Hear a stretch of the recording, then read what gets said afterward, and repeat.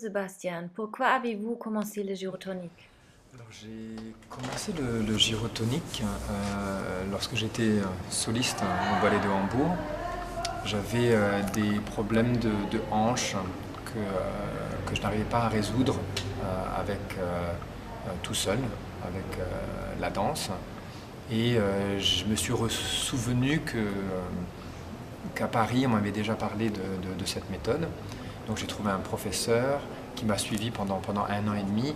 Et très très vite, j'ai vu que ça pouvait non seulement résoudre mon problème, mais me mettre encore plus en forme. À quelle fréquence pratiquez-vous le gyrotonique? Aujourd'hui? Oui, aujourd'hui. Aujourd'hui, Oui. oui. Alors aujourd'hui, le gyrotonique fait vraiment partie de mon hygiène corporelle. Et Mhm. donc maintenant, ça prend même plus de place que la danse. C'est-à-dire que je m'entraîne presque tous les jours. En Presque fait, tous au les jours. moins 5 fois par semaine.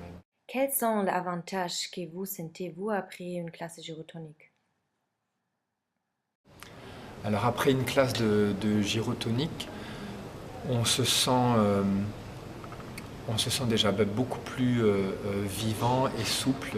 Donc d'une façon, on travaille les articulations de façon souple et longue. Donc on se sent plus flexible. On se sent en même temps plus fort en travaillant le centre du corps, les abdominaux.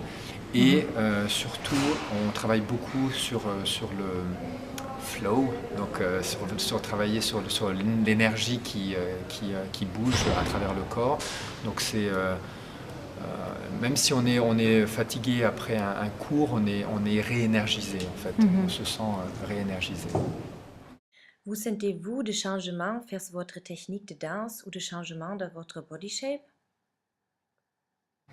Alors complètement, complètement. Mhm. En fait, lorsque je dansais et que je ne connaissais pas le gyrotonique, je pense que j'avais certainement une danse qui était très académique et jolie de l'extérieur. Donc je viens de l'Opéra de Paris, donc on est très très ancré sur l'esthétisme. Donc, mais pas du tout sur le côté souple et vivant. Donc en fait, avec le gyrotonique, je peux dire que ma danse a plus de souplesse, de spirale, de mouvement en trois dimensions.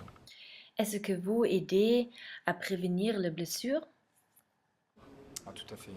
Tout à fait. Ben, premièrement, comme on travaille en gyrotonique, donc on travaille avec une machine qui est complètement symétrique.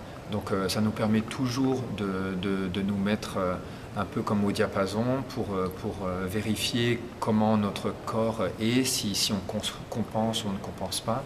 Et comme ce sont des mouvements répétitifs qui sont très précis, en tant que danseur, on est très conscient de notre corps, donc on peut prévoir la blessure. C'est-à-dire que sur certains mouvements, on se dit tiens, là j'ai mon mollet qui commence à durcir un petit peu ou l'épaule qui monte. Donc du coup, on est conscient avant que le mal arrive vraiment et on peut en fait pallier à, à ce, à ce mal avant qu'il se déclenche complètement. Mhm, mhm. Est-ce que vous recommandez les gyrotoniques d'autres danseurs? Bien sûr, Bien c'est sûr. essentiel. Moi, je trouve que le gyrotonique devrait faire partie de l'éducation, que ce soit de la danse classique, contemporaine. J'ai même entendu dans le monde du tango, il y a beaucoup de gyrotonique, Mhm, parce que ça permet vraiment de trouver son centre et voilà, son côté son côté droit, en fait, mais mhm. pas du tout rigide. En fait, ça, on travaille beaucoup sur l'énergie. Donc, oui, je conseille bien sûr aux danseurs de toute discipline. Mhm, mhm. Quelques questions sur les techniques de gyrotonique et gyrokinésie sur le corps. Qu'est-ce que bouger et comment et quels sont les mouvements produits? Ok. Qu'est-ce qui bouge? Alors en fait, tout le corps bouge, mais on peut dire que D'où vient le mouvement? En fait, principalement, en fait, c'est vraiment du bassin, du bas-ventre, qui est Mhm. en fait le centre du corps anatomiquement, à moitié entre le bas et le haut. Donc on peut dire que le mouvement part du bassin. Mhm. Sur l'espace, où va le mouvement? Dans quel espace s'inscrit-il? Quelle dimension? Mhm. Alors ce sont des mouvements vraiment en 3D. Le gyrokinésis est la méthode sans la machine, donc on a vraiment une possibilité d'aller dans toutes les directions. Haut, bas, droite, gauche, devant, derrière, diagonale et spirale. Mhm.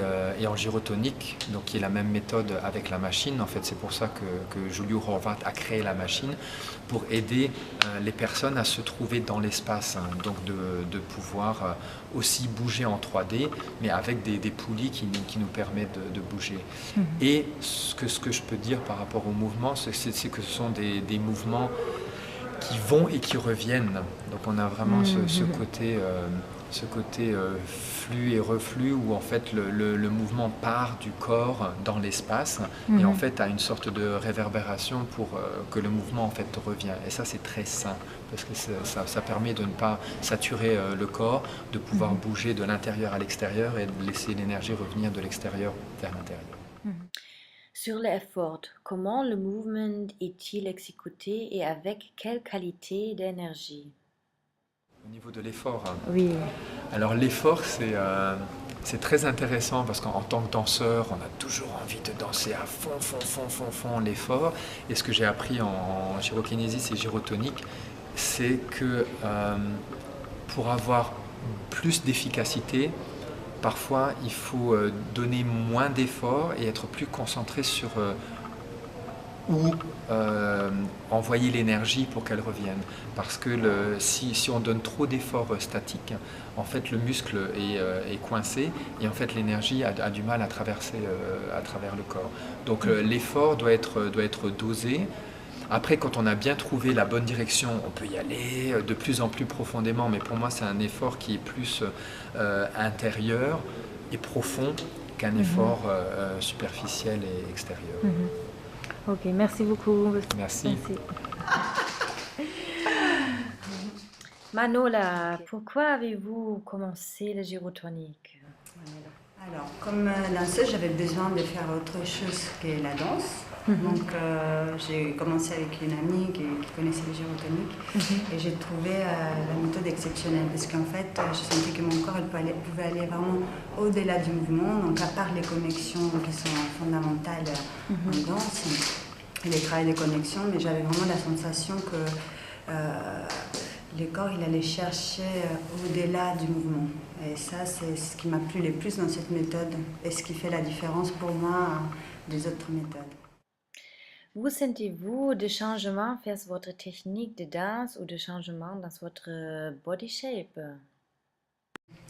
Oui, oui. En fait, c'est déjà à partir du premier, deuxième cours, j'ai senti un alignement de mon corps. Hein, ça c'était rapide. Et puis dans la technique, ben oui, parce qu'on renforce tout ce qui est sont les chaînes musculaires. Donc en faisant des mouvements même des sauts qu'on peut faire en gyrotonique ou par rapport au tour, aux pirouettes, il y avait plus de connexions. Donc je me sentais plus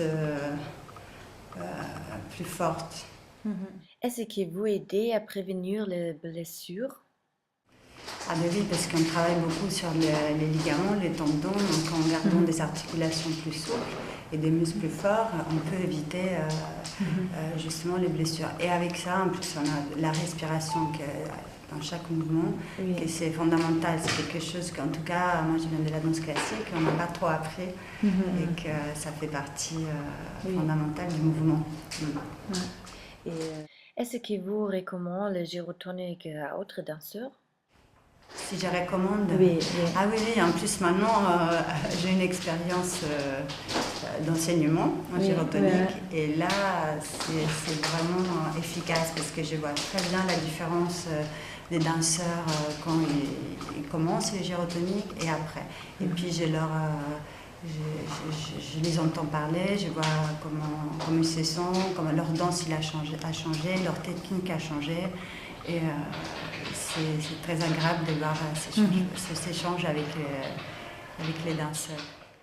Quelques questions spécifiques sur la technique et méthode gyrotonique. Sur la forme, quels sont les différents chemins en prune par le mouvement? On peut travailler la forme si on parle en mouvement. Il y a des formes esthétiques. Donc effectivement, quand on parle d'une forme, c'est ce qu'on voit, c'est ce que les gens aperçoivent d'un mouvement. Mais après, c'est aussi ce qu'on ressent par les mouvements et ce qu'on peut dégager par ce qu'on ressent et ce qu'on crée par les mouvements. Donc c'est cette forme que les gens voient et c'est ce que nous on ressent, qu'on essaie de communiquer aux autres. Et enfin, sur la phrase, dans quel laps de temps et suivant quel rythme s'est effectué le mouvement? Alors ça c'est... il y a, disons, chaque mouvement peut avoir un rythme différent et c'est nous qui on lui donne des rythmes selon ce qu'on cherche à travailler. Donc la respiration a un rôle important dans le rythme et évidemment si on cherche des mouvements qui cherchent plus en profondeur, qui sont plus longs, la respiration sera plus lente. Si on essaie de faire des mouvements plus rythmés, on peut avoir une respiration plus rapide qui connecte tout de suite, comme des petites respirations. Ça dépend vraiment de ce qu'on cherche dans ce qu'on veut faire. Mais on peut avoir un même mouvement, on peut être très long, avec une respiration lente. Et les mêmes mouvements, on peut donner un autre rythme, donner une respiration différente et on va travailler autre chose selon le rythme du mouvement, même si le mouvement en lui-même est le même.